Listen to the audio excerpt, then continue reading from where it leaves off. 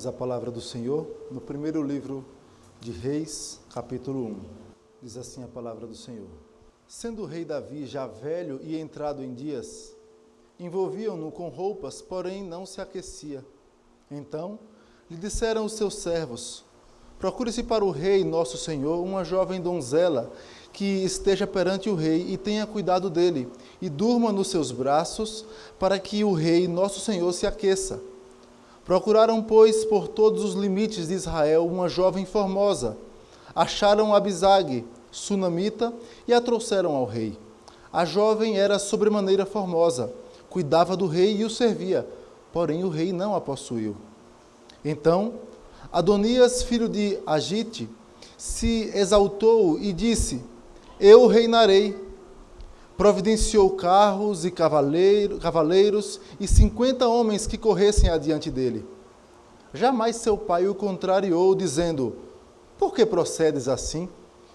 Além disso, era ele de aparência muito formosa e nascera depois de Absalão. Entendia-se ele com Joabe, filho de Zeruia, e com Abiatar, o sacerdote, que seguindo o ajudavam. Porém Zadok, o sacerdote, e Benaia, filho de Joiada, e Natã, o profeta, e Simei, e Rei, e os valentes que Davi tinha, não apoiavam Adonias. Imolou Adonias ovelhas e bois e animais cevados, junto à pedra de Zoelete, que está perto da fonte de Rogel, e convidou todos os seus irmãos, os filhos do rei, e todos os homens de Judá, servos do rei. Porém a Natã, o profeta, e a Benaia, e os valentes, e a Salomão, seu irmão, não convidou. Então disse Natã a Batseba, mãe de Salomão: não ouviste que Adonias, filho de Agite, reina, e que nosso senhor Davi não o sabe?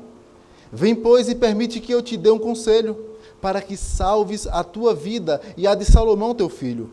Vai, apresenta-te ao rei Davi e dize-lhe: não juraste, ó rei, senhor meu, à tua serva, dizendo: teu filho Salomão reinará depois de mim e se assentará no meu trono? Por que, pois, reina Adonias?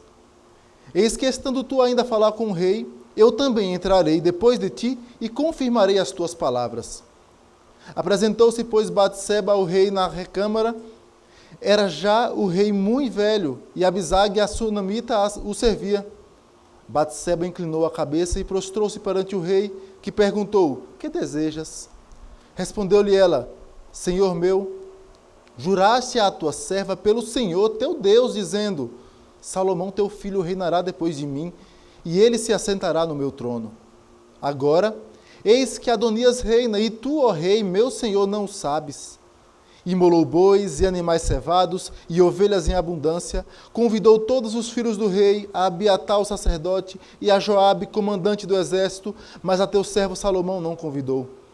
Porém, ó rei, meu senhor, todo Israel tem os olhos em ti, para que lhes declares quem será o teu sucessor, que se assentará no teu trono.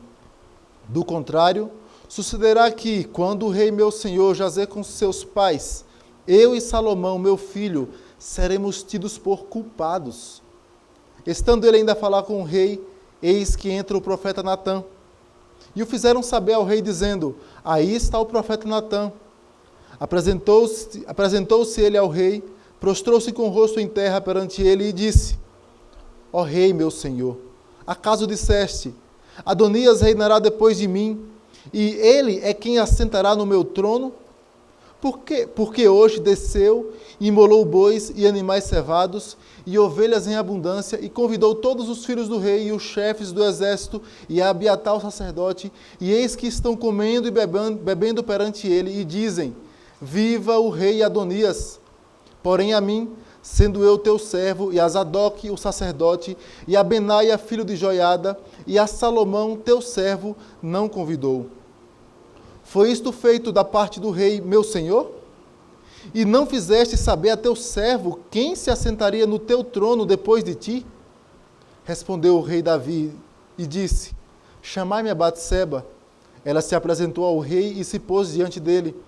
Então jurou o rei e disse: tão certo como vive o Senhor, que remiu a minha alma de toda a angústia, farei no dia de hoje como te jurei pelo Senhor, Deus de Israel, dizendo: teu filho Salomão reinará depois de mim e se assentará no meu trono em meu lugar. Então Batseba se inclinou e prostrou com o rosto em terra diante do rei e disse: Viva o rei Davi, meu senhor, para sempre. Disse o rei Davi: Chamai-me Zadok, o sacerdote, e Natã, o profeta, e Benaia, filho de Joiada. E eles se apresentaram ao rei. Disse-lhes o rei: Tomai convosco os servos de vosso senhor, e fazei montar o meu filho Salomão na minha mula, e levai-o a Giom. Zadok, o sacerdote, com Natã, o profeta, ali o ungirão rei sobre Israel. Então tocareis a trombeta e direis: Viva o rei Salomão. Até aqui. Vamos orar mais uma vez ao Senhor. Senhor nosso Deus e Pai, nós te louvamos porque temos a Tua palavra, porque temos o privilégio de conhecer o Senhor e porque temos o privilégio de o Senhor se fazer conhecido a nós.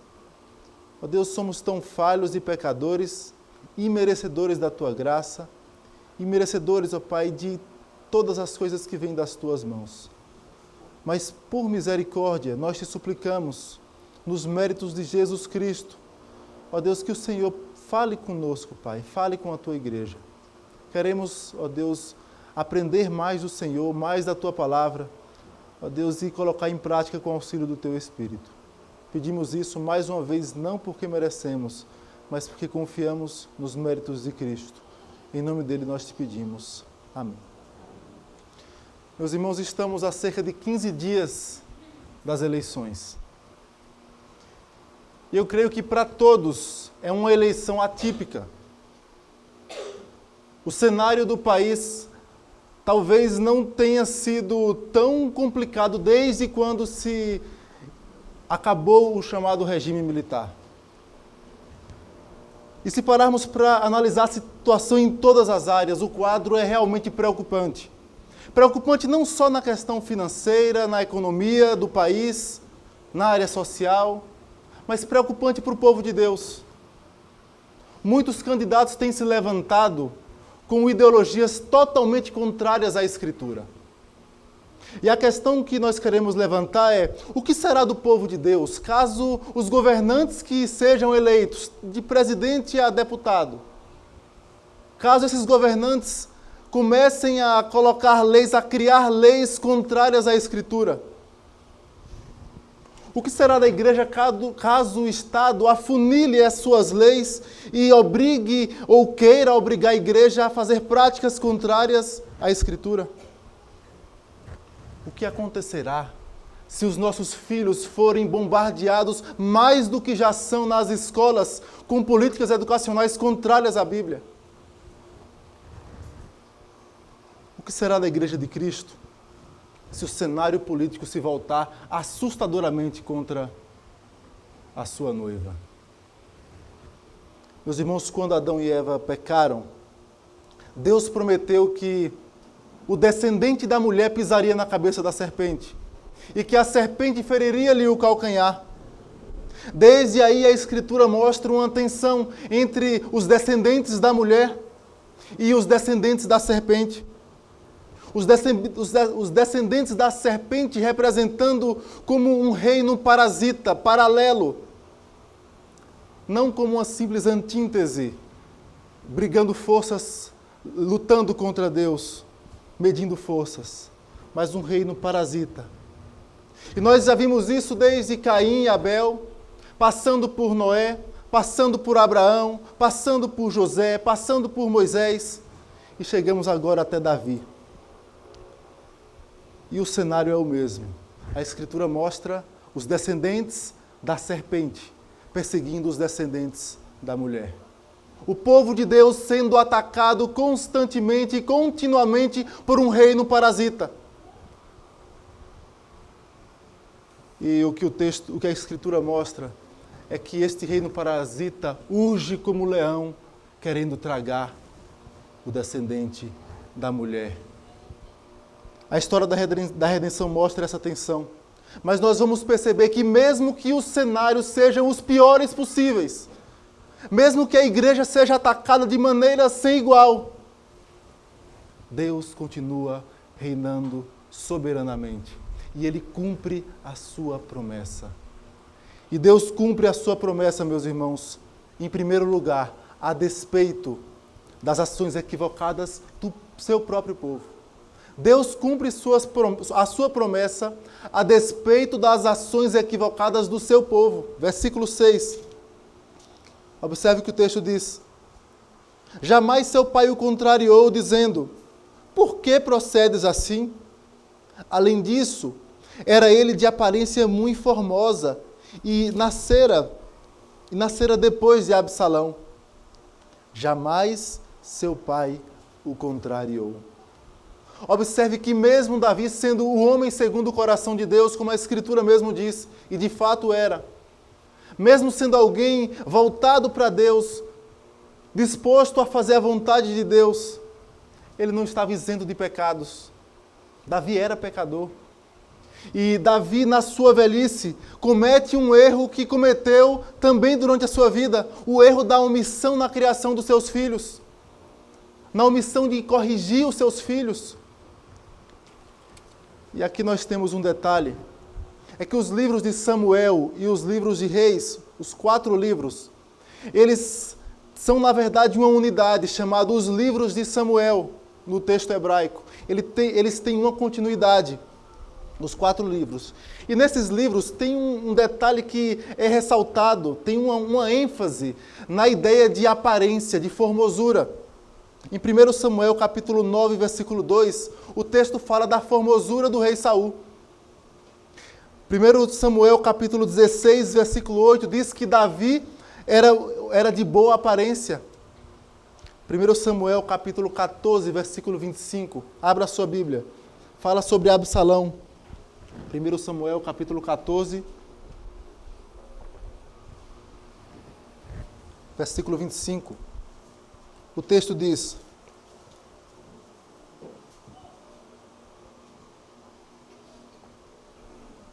não havia, porém, em todo Israel, homem tão celebrado por sua beleza como Absalão. Da planta do pé ao alto da cabeça, não havia nele defeito algum. Não havia, porém, em todo Israel, homem tão celebrado por sua beleza como Absalão. Da planta do pé ao alto da cabeça, não havia nele defeito algum. E aqui chegamos ao ponto. A ação equivocada de Davi em omitir-se da correção de seus filhos foi visto com Aminon. Quando Aminon violenta a sua irmã, Davi se omitiu na correção. E o texto lá diz que tudo indica que era por conta da sua primogenitura. Havia uma certa preferência porque Aminon era o primogênito. E aqui no caso de Adonias, o texto diz: jamais seu pai o contrariou, dizendo: por que procedes assim? Além disso, era homem de aparência muito formosa e nascera depois de Absalão. Aminon já tinha sido morto por Absalão. Absalão também já era morto nesse instante. O terceiro filho de Davi, Quileabe, também já estava morto. O mais velho nesse instante era Adonias. Então, o texto narra, de certa forma, que nos dá a entender que havia uma preferência por Adonias, porque ele era, no momento, o filho mais velho. E ainda acrescenta o detalhe da beleza. Repetindo, além disso, era ele de aparência muito formosa e nascera depois de Absalão. Era o filho mais velho em vida e o filho mais belo em vida. Meus irmãos, o erro de Davi mostra que provavelmente tinha uma relação com a primogenitura e com a aparência. Só que o que estava por trás disso era a espada na sua casa. Era a espada na casa de Davi. Era juízo de Deus que haveria de se manifestar através desse erro dele na criação dos seus filhos. A sua omissão em corrigir os seus filhos provocou uma guerra dentro de casa. Uma guerra que jamais teria fim. A espada jamais se apartará da tua casa, Deus diz a Davi. E um irmão violenta a irmã, o outro irmão assassina o outro irmão. E Adonias, por conta do erro de Davi em não criá-lo nos caminhos do Senhor e não corrigi-lo quando ele estava errado, Adonias agora usurpa o reino. Eu reinarei. A revelia de Davi. Isso serviu para mais à frente, no capítulo 2, ele ser morto por Salomão. Mais uma vez, a espada na casa de Davi. Meus irmãos, Deus cumpre a sua promessa a despeito do erro do seu povo, das ações equivocadas do seu povo. Davi falhou bastante na criação dos seus filhos. E aqui a gente abre um parêntese para mostrar que quando Deus mostra na Escritura a falha do povo da aliança, Ele não está em hipótese alguma dando justificativa para o povo de Deus errar. Não é incomum ouvir alguém falar, olha, mas Davi também fez isso. Mas Moisés fez aquilo. Mas Pedro negou Jesus. E fala isso para, às vezes, justificar o seu erro. Não, meus irmãos, a Escritura, na verdade, coloca esses detalhes dos erros dos seus servos para mostrar um caminho que nós não devemos trilhar. É pelo contrário, é para que não caiamos nos mesmos erros do povo de Deus. Dito isto, tendo esse pressuposto, a ênfase que nós destacamos, a ênfase que está no texto, é que apesar dos erros do povo de Deus, apesar de que o povo de Deus falha por ser pecador, Deus cumpre a sua promessa. Adonias até usurpou o reino, mas o propósito de Deus em punir Davi, em colocar a espada na sua casa, foi cumprido através desse erro de Davi e de Adonias em usurpar o reino. Meus irmãos, mesmo o povo de Deus falhando, tropeçando, Deus cumpre a sua promessa. Deus tem o controle absoluto da história. O mundo não cavalga como um cavalo sem destino. Deus tem as rédeas do mundo em suas mãos. Mesmo as ações dos ímpios não fogem ao controle divino. É por isso, meus irmãos, que a Igreja de Cristo pode ficar confiante e segura de que este país não está nas mãos do reino parasita. Esse país está nas mãos de Deus, que controla todas as coisas. Mesmo que o pior governante assuma o país, mesmo que o pior cenário seja traçado, mesmo que as piores coisas aconteçam para a igreja não está desgovernada. Isaías diz, no ano da morte do rei Uzias, mesmo quando faltou alguém no trono por um instante, eu vi o Senhor assentado sobre um alto e sublime trono. E João vai dizer que Isaías viu a glória de Cristo assentado sobre um alto e sublime trono. Deus governa soberanamente, Ele cumpre a sua promessa a despeito das ações equivocadas do seu povo. Mais uma vez, isso não é desculpa para que pequemos. Mas o que o texto nos mostra é que mesmo que a igreja se equivoque nos seus votos, se equivoque nas suas ações, Deus continua governando absolutamente e cumprirá a sua promessa ao seu povo. Mas ainda, meus irmãos, se em primeiro lugar Deus cumpre a sua promessa a despeito das ações equivocadas do seu povo, Ele cumpre a despeito das ações do reino parasita. Versículo 5 do nosso texto. O texto diz, então Adonias, filho de Agite, se exaltou e disse, eu reinarei. Providenciou carros e cavaleiros e 50 homens que corressem adiante dele. Eu reinarei. Adonias era o filho mais velho em vida. E tradicionalmente, ele assumiria o trono se Davi morresse, sem deixar explicitamente o rei, explicitasse quem seria o rei que governaria em seu lugar. Mas não era a escolha de Davi. Davi havia prometido a Batseba, e o texto fala que era diante do Senhor, do Deus da aliança. Foi uma promessa feita diante do Deus da aliança. Versículos 29 e 30. Então jurou o rei e disse, tão certo como vive o Senhor, que remiu a minha alma de toda a angústia, farei no dia de hoje como te jurei pelo Senhor, Deus de Israel, dizendo: teu filho Salomão reinará depois de mim, e se assentará no meu trono, em meu lugar. Meus irmãos, mas a ação de Adonias provavelmente foi sabendo desta promessa. Pelo menos suspeitando que havia essa promessa de que Salomão reinaria no seu lugar, ele age igual Saul.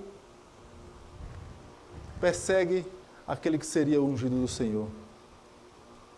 Eu reinarei. E com a omissão recorrente de Davi, que possivelmente não sabia do fato de que Adonias já reinava. Versículo 11, o texto diz: então disse Natã a Batseba, mãe de Salomão: não ouviste que Adonias, filho de Agite, reina, e que o vosso senhor Davi não o sabe? Davi não sabia, mas Davi era responsável por conta das suas constantes omissões em corrigir o seu filho. Versículo 6 diz: jamais o seu pai o contrariou, dizendo: por que procedes assim? Seu pai não o corrigia.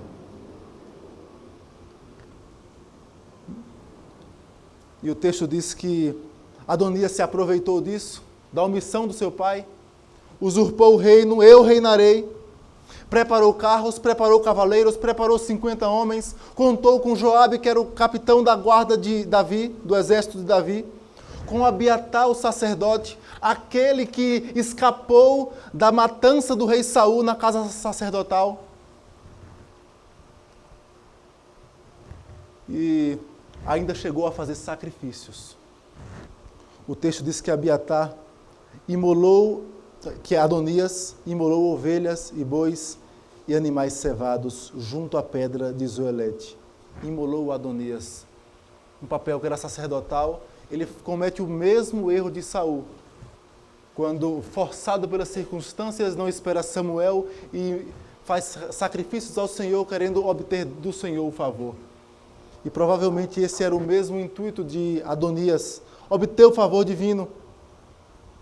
Adonias, na verdade, meus irmãos, era mais um agente do reino parasita, usurpando a linhagem real, a linhagem do descendente da mulher. Versículo 21, o texto diz: do contrário, sucederá que, quando o rei, meu senhor, jazer com seus pais, eu e Salomão, meu filho, seremos tidos por culpados. Adonias é um agente do reino parasita e ele põe em risco a vida de Batseba e de Salomão, que será ungido do Senhor para reinar o povo de Deus. Aqui está mais um indício de que ele provavelmente sabia que Salomão era o escolhido de Davi. E no capítulo 2, o texto vai dizer que ele reconhece que Salomão foi ungido pelo Senhor. Ele foi escolhido pelo Senhor para reinar. Assim, meus irmãos, a vida de Salomão e Batseba corria risco. Corria risco se Adonias continuasse como rei. O reino parasita de Satanás, conspirando contra os descendentes da mulher. Meus irmãos, o plano satânico não era simplesmente tirar Davi do trono, tirar Salomão do trono, mas era o mesmo plano de sempre: perseguir a linhagem do descendente da mulher, daquele que seria o Messias prometido, Jesus Cristo. Em toda a história isso aconteceu. O reino parasita age desde a queda, tentando roubar, matar, destruir, atrapalhar, macular a linhagem do Messias, com ação constante, contínua, ávida e destruidora. Mas Deus cumpre a sua promessa.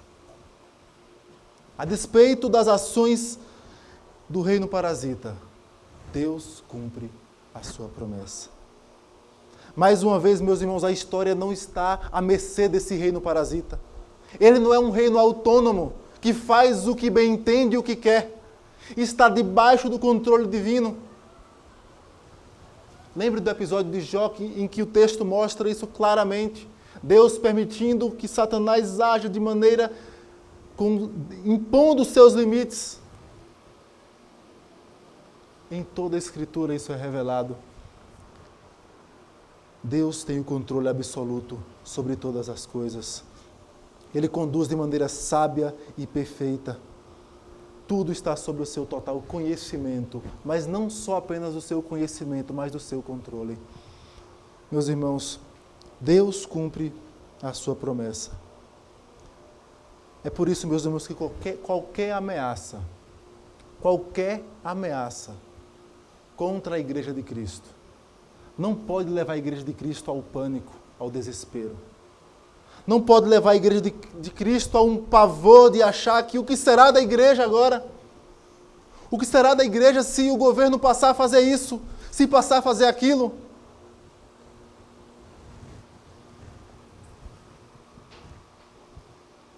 Se olharmos para o cenário político, é possível. É possível que as coisas piorem.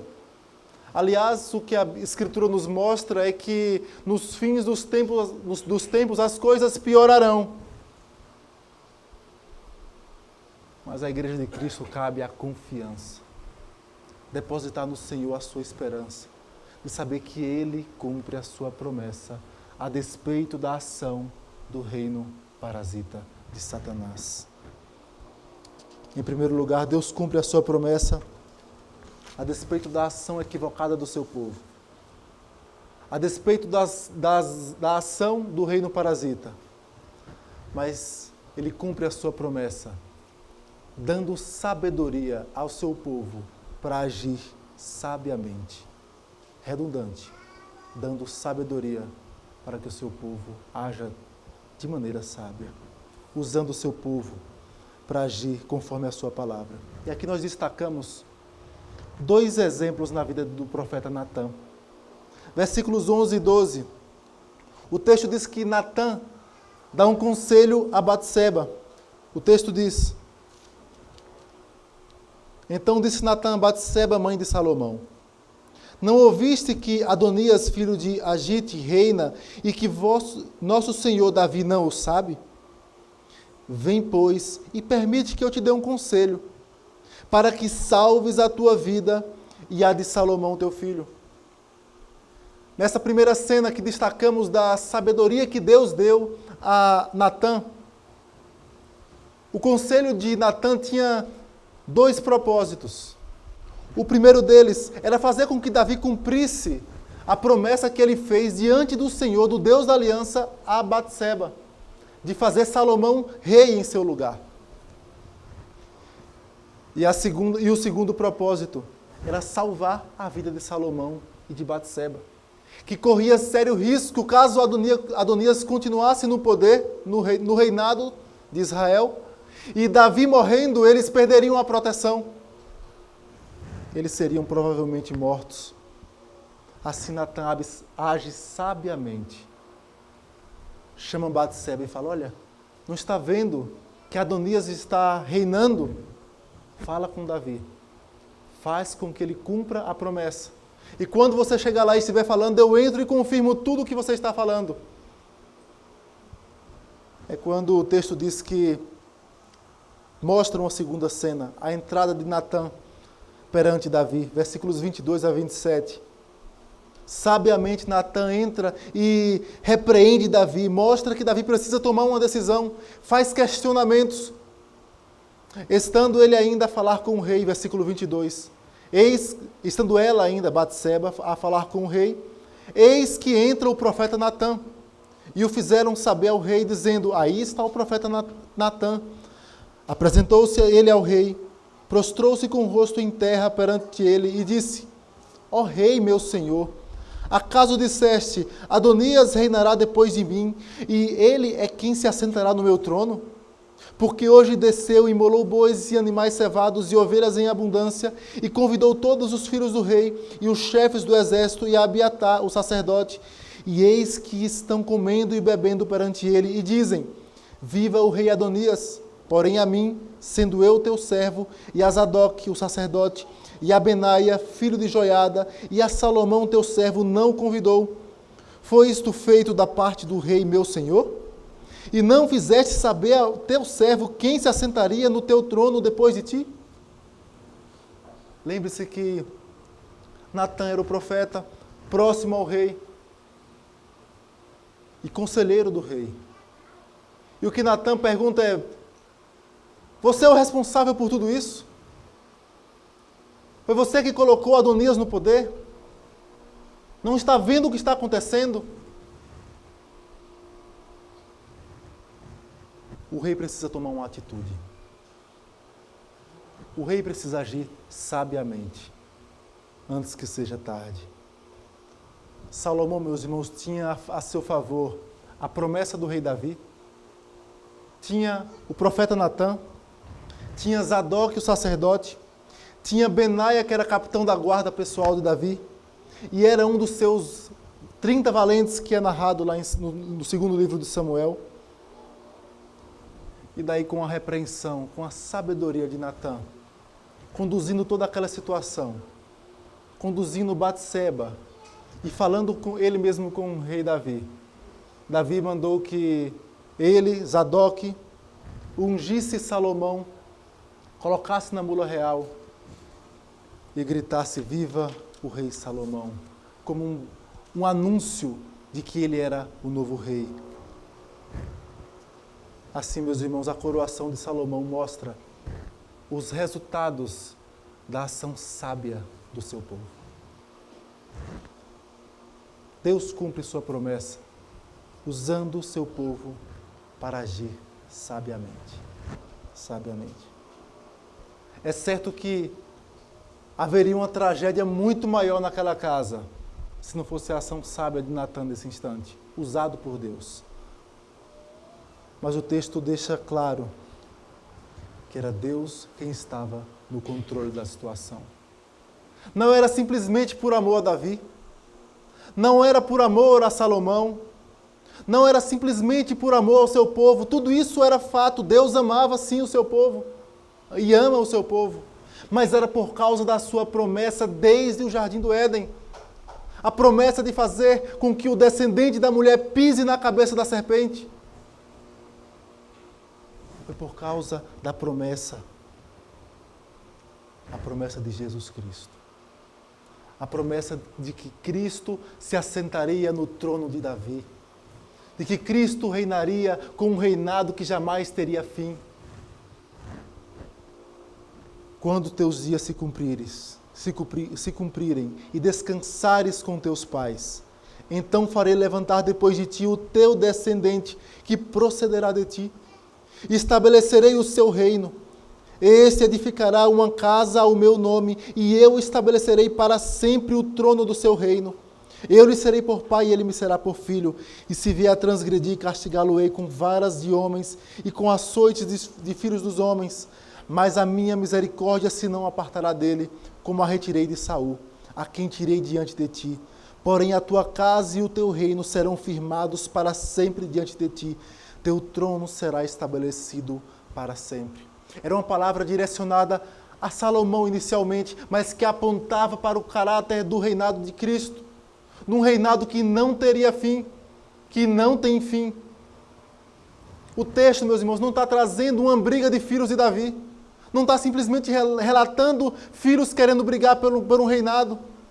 O que o texto está mostrando é um reino parasita tentando acabar com a linhagem do Messias. E Deus cumprindo a sua promessa.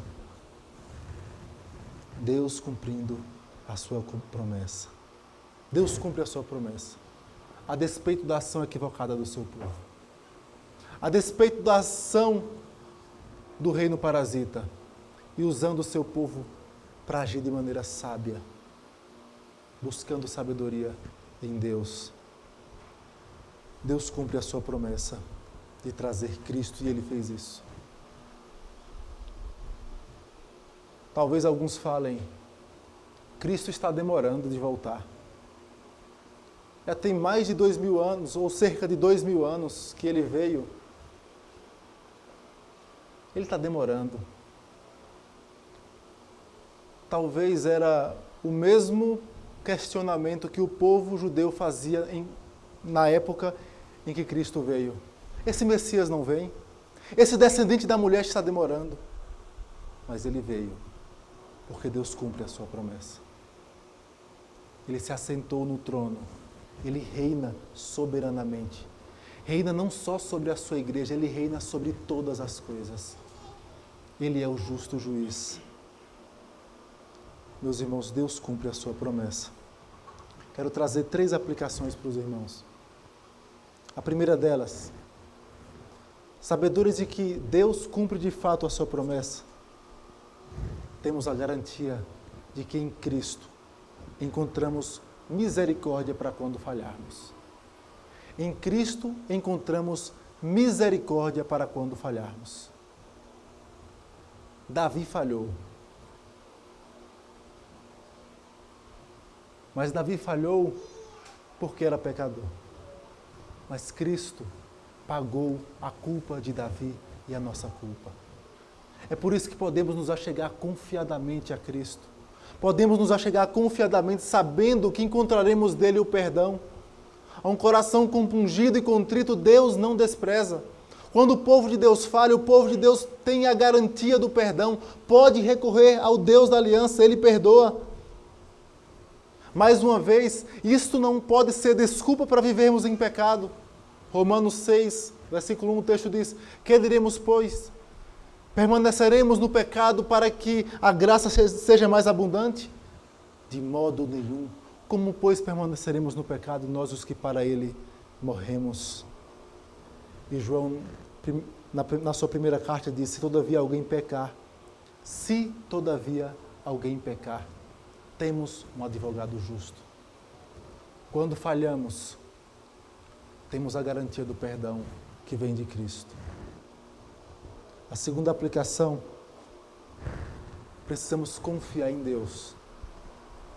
Mesmo que aconteça a pior coisa para a igreja em nosso país. Porque Deus preserva a sua igreja independente dos ataques de Satanás. Deus preserva a sua igreja independente dos ataques de Satanás. O que será do povo de Deus caso os governantes eleitos vivam de maneira contrária à Escritura? Caso a ideologia de gênero adentre as portas das escolas de maneira avassaladora? Caso o aborto seja aprovado e apoiado até por muitos evangélicos e denominações evangélicas? O que será da igreja se o governo começar a taxar as igrejas de impostos e mais impostos? Não com o objetivo de tentar achar corrupção ou erros, mas com o objetivo de fechar suas portas às vezes. O que será da igreja? O que será da igreja se as políticas adotadas nos forçarem ou tentarem nos forçar a pecar contra o Senhor? A Bíblia diz que as portas do inferno não prevalecerão contra a igreja. Não é o inferno que invade a igreja que invade o inferno e as portas do inferno não prevalecem. A igreja de Cristo continuará crescendo. O que será da igreja de Deus? Continuará crescendo. Deus continuará salvando o seu povo eleito. Deus continuará separando homens santos para guiar o seu povo na Escritura. Há ainda 7.000 que não se prostraram a Baal. Deus continua preservando a sua igreja, independente das investidas de Satanás. Por isso, confie em Deus. Se nas próximas eleições o pior cenário acontecer, descanse no Senhor. A igreja está segura, porque Deus cumpre a sua promessa. Não é por causa de nós, é porque a promessa é em Cristo. A garantia foi dada na cruz. Nós aguardamos apenas a consumação do que nós já temos convicção e certeza. Por último, tenha consciência e convicção de que Deus sempre levantará homens sábios para guiar a sua igreja. Durante a Reforma Protestante, o cenário era pior do que temos hoje na igreja. O cenário era terrível. coisas totalmente contrárias à Escritura. Aliás, a Escritura era algo secundário ou se era utilizada. Mas Deus levantou homens para guiar o seu povo, como sempre fez durante toda a história. Não tem por que ter medo da situação, por pior que seja, Deus cumpre a sua promessa.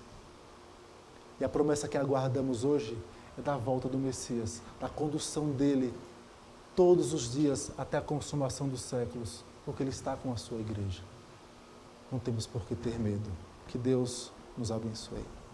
Amém.